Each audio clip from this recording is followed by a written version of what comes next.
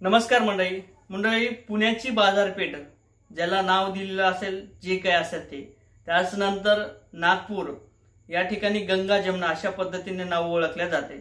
मुंबईचे सुद्धा काही भाग आहेत, ठाण्याचे सुद्धा काही भाग आहेत। या वेश्याच्या माध्यमातून गरीब लोकांचे घर उद्ध्वस्त केले जातात अशी एक भावना आहे, अशी एक मानसिकता आहे।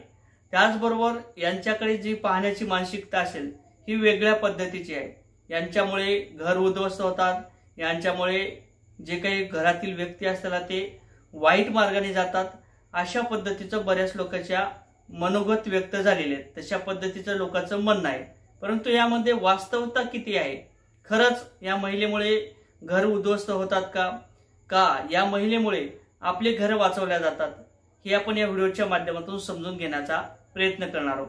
मंडळी, मी गणेश ठाकरे, आपली सवा या यूट्यूब चॅनलवरती आपलं सहर्ष स्वागत आहे। चॅनलवर नवीन असाल तर यासाठी सबस्क्राईबचं बटन दिसेल काळं किंवा पांढरं, त्याच्यावरती क्लिक करा। आपले काही कमेंट असतील ते सुद्धा करायला विसरू नका। व्हिडिओ लाईक आणि शेअर करायला सुद्धा विसरू नका।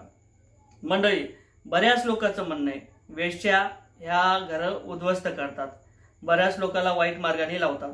असं काही जे काही मानसिकता आहे आणि त्यांच्याकडे पाहण्याची जी काही मानसिकता असेल, एखाद्या त्या ठिकाणच्या एरियात जरी गेलेलं असेल, गंगा जमुना असेल, पुण्याची काही ठिकाणे असतील, ठाण्याची जी काही ठिकाणं असतील, मुंबईची जी काही ठिकाणं असतील, त्यावेळेस एखादा माणूस त्या ठिकाणी जरी गेला, त्या दिशेने जरी गेला, त्या भागात जरी गेला तर लोकांची मानसिकता पाहण्याची बिघडते।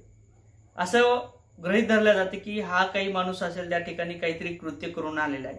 त्या महिलेला सुद्धा वेगळ्या भावनेने पाहिलं जातं। खरं तर या महिलेमुळेच आपले जे काही घर असतील ते आज सुखरूप आहेत। हे कसं? जे काही गुंडगिरी लोक असतात, ज्यांची दहशत असेल, ज्यांचा माज असेल, ते माज जिरवण्याकरता त्या ठिकाणी ते लोक जातात। मग यावेळेस काय होते, जे काही पोलीस प्रोटेक्शन असेल, पोलिसांच्या माध्यमातून किंवा त्या महिलेच्या माध्यमातून जे काही इन्फॉर्मेशन असेल या काढल्या जातात। हे गावगुंड असल्या कारणाने जे काही दहशत असेल त्या ठिकाणी माज उतरवण्याकरता जाणारे लोक हे 2 नंबरचे आहेत।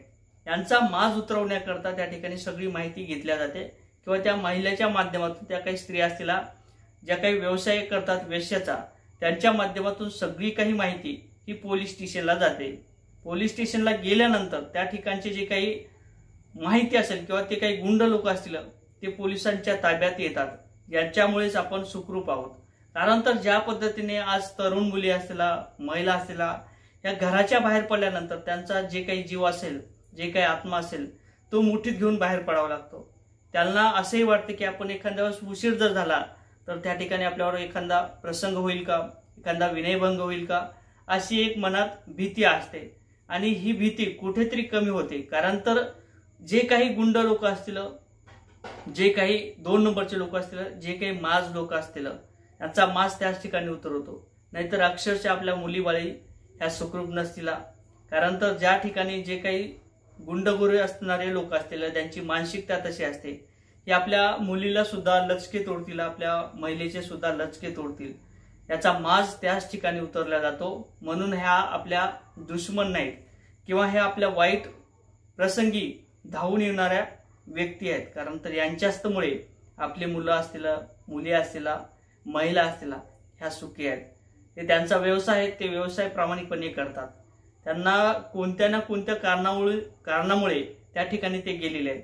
कोणी पळून गेलेलं असेल, कोणी रागावून गेलेलं असेल, कोणी रुसून गेलेलं असेल, आणि कुणावर काही वेगळ्या पद्धतीचा अशा ज्या पद्धतीने विनयभंग होतो, एखादा गलिच्छ प्रकार होतो, ते कुठेतरी अशाच मानसिकतेतून अशाच काहीतरी कृत्य झाल्यानंतर त्या वेश्या त्या ठिकाणी गेलेल्या आहेत। कोणालाही आवड नाही अशा पद्धतीने व्यवसाय करण्याचा, परंतु त्यांना ह्या मार्गावर लोटणारे आपणच लोक आहोत। आपल्यासारखेच काही गावगुंड आहेत, त्यांच्यामुळे त्या ठिकाणी ते लोक गेलेले आहेत। ते आपल्या घराचं रक्षण करत आहेत। आपलं जे काही मुली असतील, मुलं असतील किंवा महिला असतील, त्यांचं रक्षण केलं जाते त्यांच्या माध्यमातून। आता या संदर्भात तुम्हाला काय वाटतंय कमेंटमध्ये सांगा। व्हिडिओ आवडला तर शेअर करा, लाईक करायला सुद्धा विसरू नका। जय शिवराय।